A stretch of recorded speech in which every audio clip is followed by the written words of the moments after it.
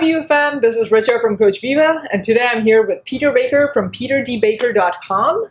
Peter is an online trainer and he's also a writer. His journey begins all the way in childhood when he used to be overweight, and then he decided to do something about it, and he did something so well about it that he is an online trainer now, and he is an excellent writer. He's talked a lot about body image issues, which I personally have found very insightful and very helpful as well. I appreciate that. Yeah, I think they're very well done. I recommend you take a look at them. We'll be putting them in the links below. And today we'll be going through Peter's whole journey and basically talking about what were the difficulties that he had, what are the things looking back he recommends for people to do. And yeah, this is going to be great. So I'm looking forward to it. Yeah, I'm very happy to have you here. So tell me more about let's go chronologically. Tell me more about your childhood. Well, I was born in 1986 in Tampa, Florida.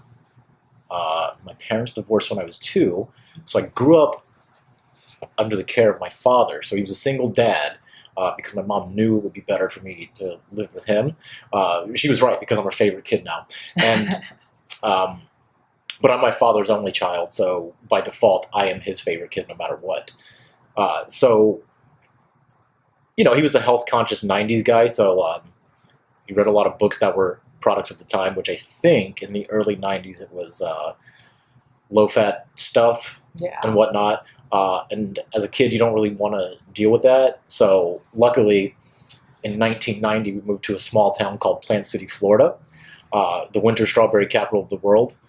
It's not even a joke, it actually is. We even have a whole festival called the Strawberry Festival dedicated to strawberries, and they export to the country lots of strawberries. At one point, they also had snake-handling Pentecostals. They don't really do so much of the snake handling anymore, but they still have a lot of fundamentalist religions there.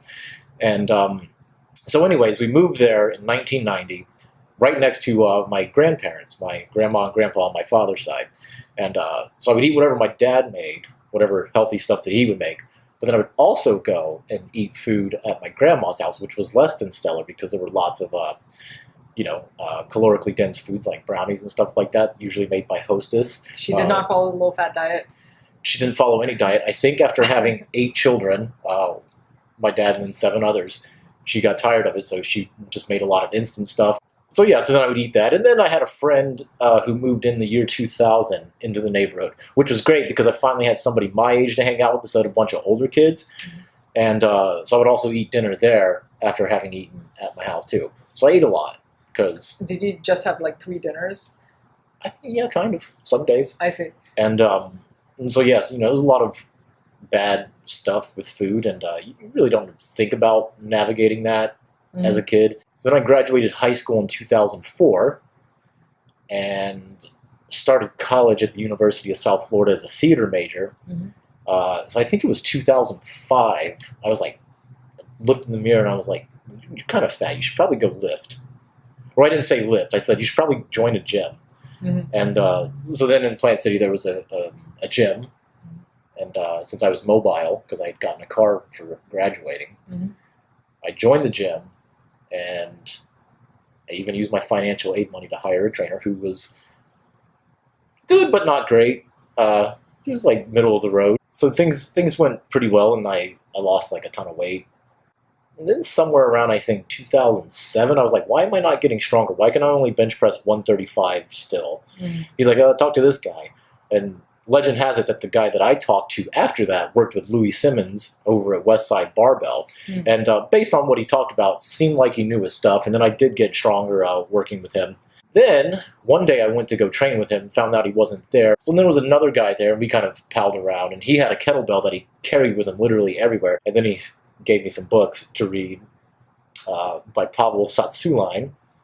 And I was like, oh, this is a kettlebell, and this is what you do with it. So then in 2007, I started the USF Kettlebell Club when I was still in college. And then I started working at Coca-Cola in 2011 at a call center. So yeah, I worked at a call center, and I would read all the stuff that I could from the popular writers at the time. I was like, okay, so maybe I should do this someday. And then, so I kept plodding along at Coca-Cola, hating the job. And the more I hated it, the more I stopped going into work, and I started using up all my paid time off, but I wouldn't schedule in advance, so I kept getting these I guess the equivalent of a demerit, a write-up. And then I committed my last one that I could before I got fired by forgetting to clock out on my lunch break. And I was like, wow, I'm going to get fired. My boss was like, hold the phone, let me check things. And I was like, Steve, I'm pretty sure this is it. Yeah. But their bureaucratic process was so slow that it took them forever. So I took the month paid vacation I had and rented studio space in Tampa and started training people in person. And then I came back a month later, February 23rd, I believe the day it was, of 2014. And then I got fired. So then I stayed training in person for a while, used all the kettlebell club knowledge to instruct, and just got better at that. And slowly started doing things on the internet and writing articles for various people and places. Then in 2017, I was like, I should probably stop training in person because it wasn't, like, I was paying more for the studio space than I was actually making from in person, just because I was focusing more online. And then eventually, after a breakup and then a lease expiring on a house, I was like, I don't really have any purpose of being in Tampa anymore. So I called up my cousin who lives across the Sound in Bremerton, and I said, you know what, I'm going to come hang out with you guys for a couple of months. And she's like, yeah, sure. And so I did. I was like 98.5% sure that I would stay when I got here on April 30th at 12:34 p.m. last year.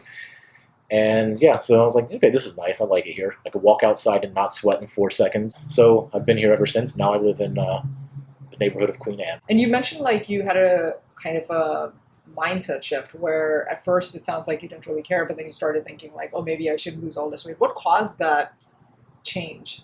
I just looked in the mirror and was like, man, I really hate the way I look. Yeah. And then I got made fun of a lot for being a fat kid too, which never helps matters ever. Yeah. Was this in college, or was this from It's like 2005, I think. So yeah, right.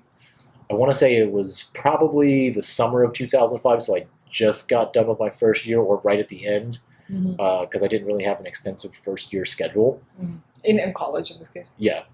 And so yeah, it was in college when I started actually going to the gym on a regular basis. I see. And you said you started doing stuff, and then you realized you weren't getting stronger. What kind of stuff were you doing?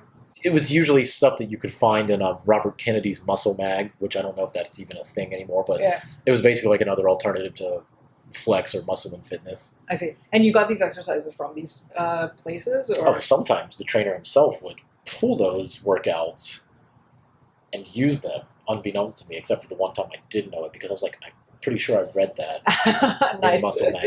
So he was just like reading it. And then yeah, kind of. And so not all of it was bad, but yeah, for some reason I didn't get stronger because there was probably no progressive overload or anything like that. Yeah. And then I met up with the powerlifting guy.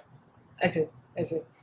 So if you had to look back, what was the kind of stuff that you did that you, in retrospect, feel was a complete waste of time? And if others were doing it, you'd be like, don't do that. I mean, eating 6 times a day is pretty goddamn laborious. Yeah. And then having entire cheat meals or days is also pretty intense and not something I would recommend. How often did you have the cheat meals or days? Well, I think at the time there was a lot of Dungeons and Dragons sessions. So we would play D&D, and I would usually just like eat a lot of Doritos and whatever was around for those while we played D&D after I got off work. Right. And so it was usually on a Saturday that would happen. And then I would just eat whatever was around. Did you like stop doing D&D at some point? So like that's why you didn't have to do as many eating? No, we never. Or were those continue to be cheat days? It came and went in waves whenever we played, because everybody else, you're contingent upon a lot of people having the same. It's really tough at our age now to play D&D with anybody. So yeah, we still played over the years, but I did get at some point more mindful that maybe I shouldn't eat all the things at D&D. So yeah, I didn't really track the hour thing, but I did have to sleep at some point. So I would go eat, and really I wouldn't sleep. I would stay up late reading a lot too. Sometimes I'd go to bed at like 2 or 3 a.m. And then I'd also play video games with my friends. I see. And when you say you weren't tracking, was it like you were just like, I can eat after this time? Or like what? Not even that. I think at one point, though, I did bring in a notebook and start writing what I was eating. So that was my first foray into actually tracking what I was eating, systematically. Mm-hmm. And I think that's part of what helped because, there's all the data that says, hey, tracking's probably not a bad idea. Yeah. And, yeah. Okay. So, and you were just writing the names of what you're eating. You're not like tracking nutritional information or anything. And the time I ate it too, yeah. So we talked about stuff not to do. What about stuff to do if you're a novice who's starting on their weight loss journey? You should definitely track your food some way. Mm-hmm. One of the things I have clients do, if they're averse to getting down and doing the math and figuring out the calories and stuff like that, is to take their telephone. Can I use your phone? Yeah, go for it. Because these are cameras too. Mm-hmm. And you hold it in front of your food and you snap a picture of it. You don't even have to put it on Instagram. So when you do that, when you eat something again, you take another picture of it. And then you go back and you look at what you've eaten for the entire week. And if you've made the results that you want, either maintaining your weight and physique or losing or adding inches, whatever your preference is, then you make changes based off that. Because you look at a picture, and if you see that you've eaten 3 donuts, you can say, oh, I can just take away 2 donuts, and then bam, you have taken away 600 calories in one fell swoop without having to do any number games. Mm-hmm. So that's what I do if anybody's ever resistant to the idea of counting calories or macronutrients, or give guidelines. Mm-hmm. Like one of my favorite things to do is tell somebody to eat a bag of frozen vegetables a day. Because I think a bag of frozen vegetables is about 306 grams, which comes out to about 3 to 4 servings of vegetables a day, which is probably more than most normal folk are getting. Right. And so that's a pretty good idea. Mm-hmm. And I think get like maybe another 306 gram bag. Mm-hmm. That's like even better, but one's pretty good. And then maybe they could balance it off with some fruit. Right. And at what point do you insist on like the calorie counting and things versus just guidelines are good enough? Depends on how they do. So like the first client that I had from Coca-Cola who lost over 260 pounds, went from 500 and lost that. People talk about meeting somebody where they're at all the time, but I don't know that everybody knows what that entails. Mm-hmm. So this guy,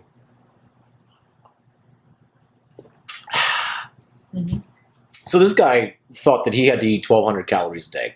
Mm-hmm. Now, if you're supporting 400 plus pounds of yourself, you probably can deal with a little more than 1,200 calories a day. Mm-hmm. But for some reason, that number gets tossed around a lot. So he was very firm in his belief that he should eat 1,200 calories a day.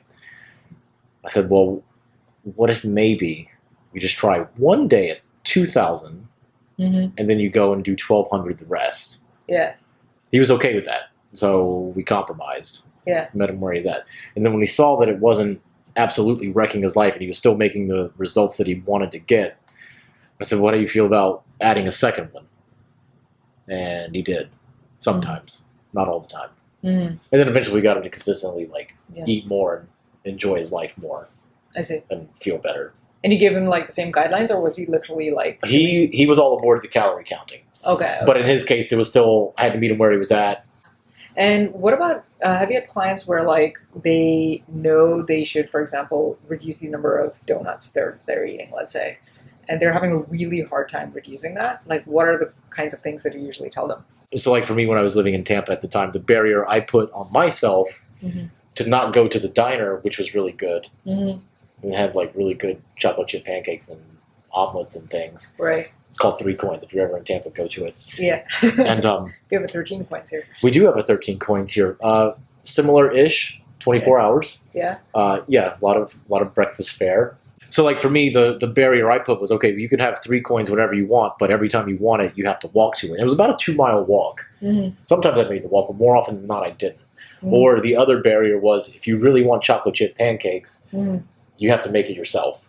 But I didn't have because they actually have frozen pancakes in the freezer that you can pop in a toaster. Yeah. So I didn't keep things like that because I needed the barrier. Right. So for them, if donuts are a thing, if you keep donuts in the house, don't keep it in the house. Right.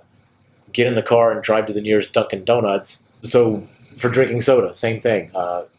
Yeah, you can have the soda, just walk to the 7-Eleven and get it. every single time you want it. Don't keep it on hand. Right. Maybe choose instead of a 20-ounce bottle, choose a 12-ounce can. Yeah. Or even better, the 7.5-ounce can. Those are some excellent food guidelines. Are there other tips you would give besides those food guidelines to someone starting out? Yes. Eat your vegetables first. So if you have a plate of food in front of you and it's got like a chicken titty on it and a thing of mashed potatoes and your vegetables, eat the vegetables first, then eat the chicken titty first, and then see how you feel.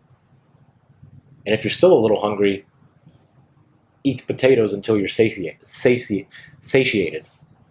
All right, top 1 to 3 myths that you feel everyone seems to believe in, but you want to bust. Oh, God. There's so many. There are. In this industry, yep. It's hard to tell. My results might be skewed because I think if you ask most people what a calorie is, they know what it is, but they don't know what it is. They don't know that it's a unit of energy. But people know that it's in food and that you probably shouldn't have too many of them. Yeah. And I think Super Size Me did that back in 2004, which was probably one of the good points in the movie, because the rest of it was not good. What did you not like about it? Apparently the guy lied and falsified his food log. He did? Yeah. I had no idea. Apparently he did. That's what I heard. Oh, wow. You heard it here. And, well, then there was another documentary that came out after that called Fathead, which I liked it slightly better, even though the science was a little bit off. So the guy did the same thing. He's like, all right, I'm going to eat fast food 3 times a day. Wasn't McDonald's, but still fast food. Right. And he's like, but I'm going to keep my carbohydrate intake to 100 grams a day and look at my calories. And the guy had better blood markers and lost weight.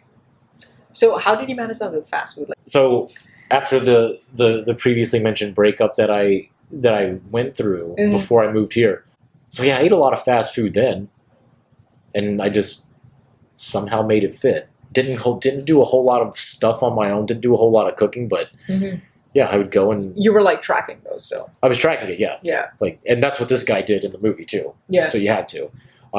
Now it is rather difficult to get 100 grams of carbs from fast food because there's a lot of carbs in fast food at McDonald's. Yeah. Yeah. Like in Taco Bell. Yep. Even though Taco Bell does have some pretty good higher protein options, like their chicken soft taco. Yeah. Which is one of my favorites. But so I mean, it can be done.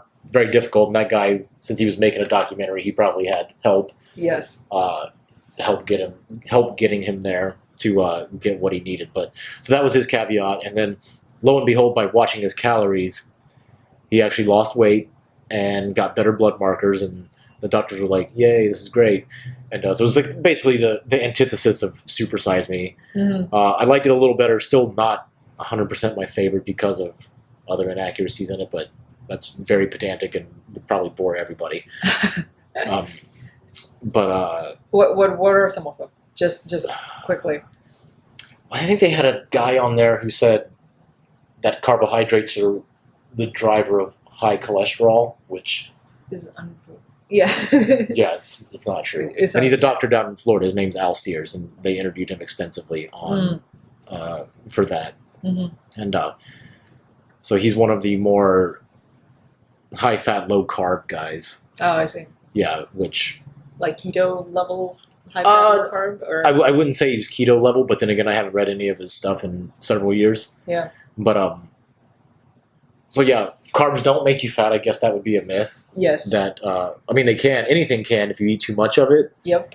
But donuts are carbs and fat together, usually, and they're what we call calorically dense, but not nutrient dense, meaning that they have a ton of calories, but they're kind of small, and not a lot of like vitamins and minerals, like vitamin C, vitamin A, things like that, zinc, copper, magnesium. Yeah. So there's not a lot of those things, but a lot of calories in a small package. Makes it very simple to eat. Whereas if you're eating your 306 grams of broccoli a day, it's probably under 70 calories, give or take, and yeah, you might feel kind of full after that. Yeah, very full. And 306 grams, that's almost like it's not quite a pound, but it's getting up there. Yeah. It's getting up there, yeah. And so yeah, carbs don't make you fat, but if you eat too many of them, and in the form of those types of calorically dense foods, Probably not a good idea. So one of the things I equated to there's a term in economics called opportunity cost. Basically, it's like, well, what are you missing out on by doing a given thing? Right. So if I look at my food log for today, let's see. So like if I look at the Monster Energy drink I had today, which comes out to 216 calories, 9 grams of protein, 36 carbohydrates, and 4 grams of fat, 216 calories from my total daily caloric intake, which is 2550. So that's 200 plus gone.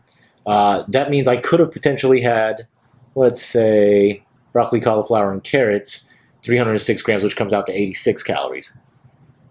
And then I could have had more of that, and more other vegetables and stuff like that. But so that was the opportunity cost of having the Monster. I sacrificed some other vegetables later on in the day, or even potatoes. I could have had, instead of 150 grams of hash browns, I could have had like another 150 grams. Yeah. So yeah, there's an opportunity cost with everything that you decide to eat. So if you eat the fast food, and since I have my telephone out, my absolute favorite thing to get from McDonald's is a double quarter pounder with cheese. It's about a half pound of beef. Nice. So it's pretty hefty. Comes out to 777 calories.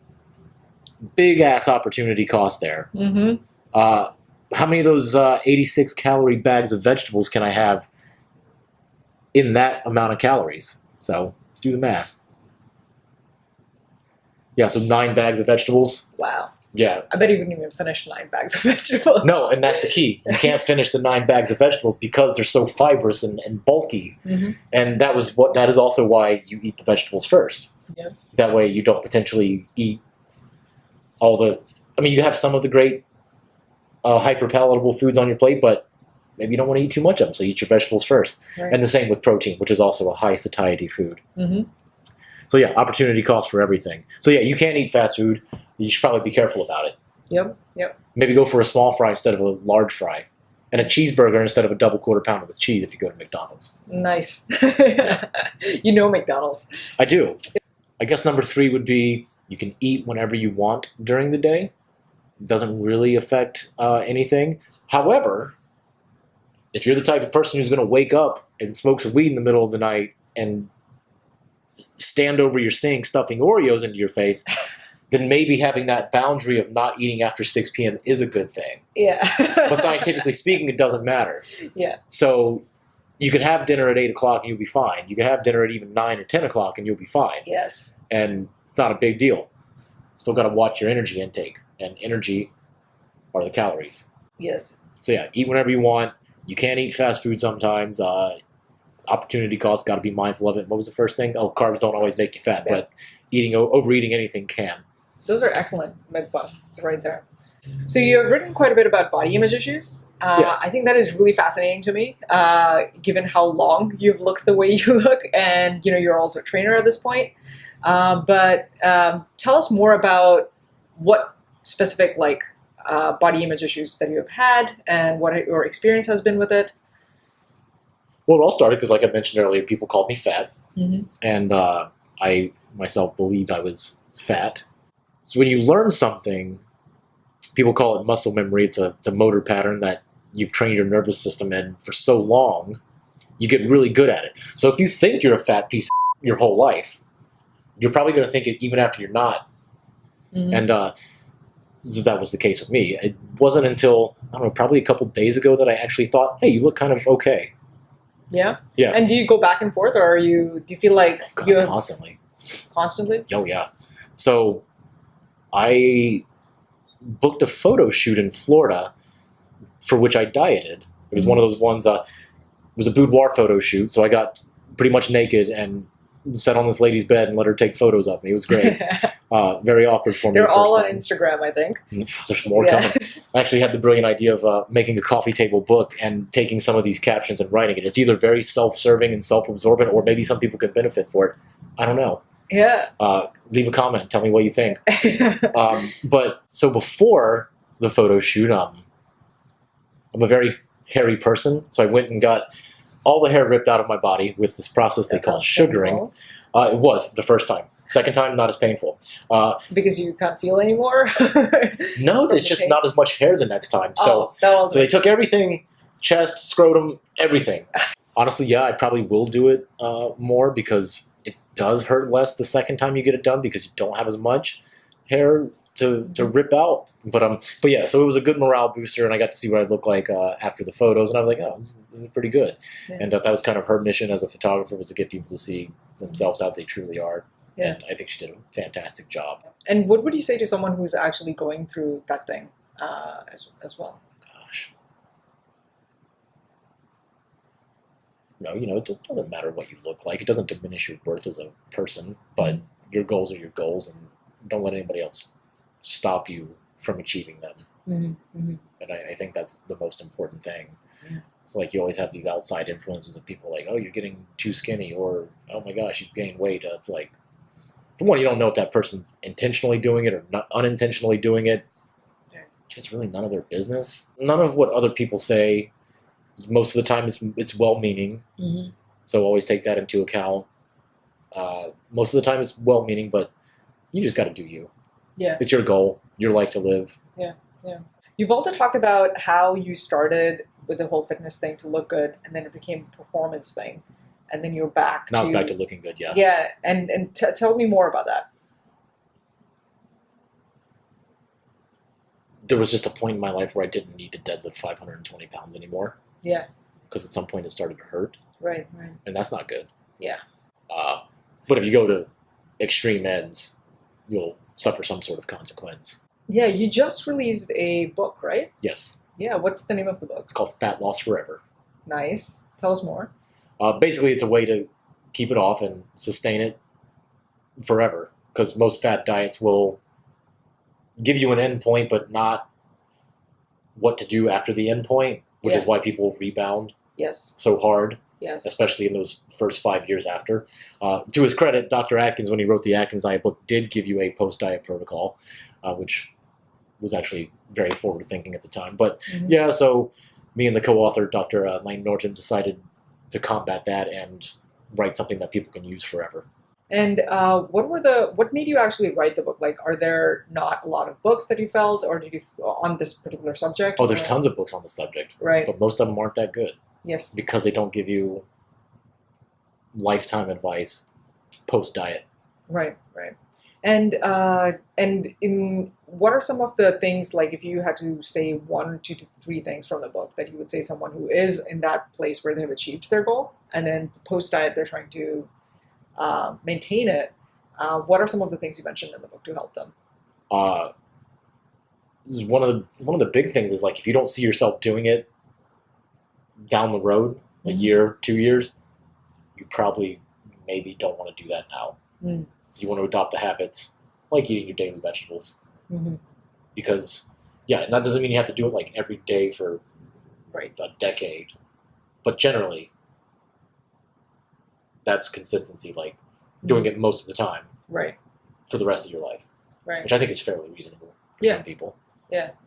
Given how, people go on vacation, go to weddings, etc. Yeah. And what if, like, for example, people did the thing where they did a whole bunch of stuff, or they did some stuff where they can't see themselves doing that for the rest of their life? Like, what advice would you give them to, like, transition from, like, oh, I got here because of these habits, but I don't know if I can continue them? You should probably find something that does work. Yeah. So there's a lot of, whenever I talk to a new potential client, or even if somebody's just asking for advice, there's a lot of questions on my end to figure that out. I get a pretty good read on people fairly quickly. I used to have this question in my coaching application that said, which Star Wars movie is the best? And I put in parentheses that there's one correct answer, which there is. It's Empire Strikes Back. And I could tell how their entire trajectory as a client would go based on how they answered it. Seriously? What was the correlation there? Usually if they answered Empire, or they made a joke, like if they said, oh, Phantom Menace, haha, JK. Yeah. They were going to stick around for a bit. I see. If they didn't know who Star Wars was, or if they didn't know what Star Wars was, they probably wouldn't be a good fit anyway, because that's That's the entirety of my personality, obviously, because I've talked about Dungeons and Dragons so many times Yeah. already. Like, those are the kind of people that I hang out with. Yeah. That's an excellent question to ask. Just like gauging fit, right? I should probably go back and fix that because I changed it to Harry Potter house. Oh, But I think the Star Wars question was a better indicator of how things would go. Is the question which house you're going to be in? Which Hogwarts house are you? Oh, I'm Gryffindor. Which one's yours? I am Slytherin. Oh, really? Yeah, We're enemies, according to the book. according to the book. But I spend enormous amounts of time every day thinking about how much I hate Severus Snape as a character and a person. Really? I can't stand him. Why can't you stand him? There's that time where he basically sold out Lily's kid to Voldemort and got Lily and James killed. Wait, I thought that was the rat person. It was really all the Death Eaters. Yeah. But yeah, the Peter Pettigrew definitely was top tier in there. I just feel like he could have protected Lily more if he really cared. Maybe he should have humanized her instead of treating her like some sort of weird idea. Oh, that is true. He was in love with the idea. Then there was the emotional abuse that he inflicted on the kids all the time, especially poor Neville Longbottom. Mm-hmm. He was utterly terrible to him. He always took digs at Harry and James whenever he was giving Harry the memories from the Pensieve and stuff like that. And really the only redeeming thing I think that he did was showing Harry where the Sword of Gryffindor was. In the last scene of the book. Yeah, that was like the only redeeming thing he did. All right, so where can people find you? You can find me at peterdbaker.com or on Instagram, instagram.com/peterdbaker. Perfect. So thank you, Peter, for being here. Anytime. We should actually also hug since we're also friends. We are. So yes, thank you, Peter, for being here. All of the stuff that we talked about, the ones with the links, are going to be in the description. Well, I hope you enjoyed that, and thank you, and see you next time.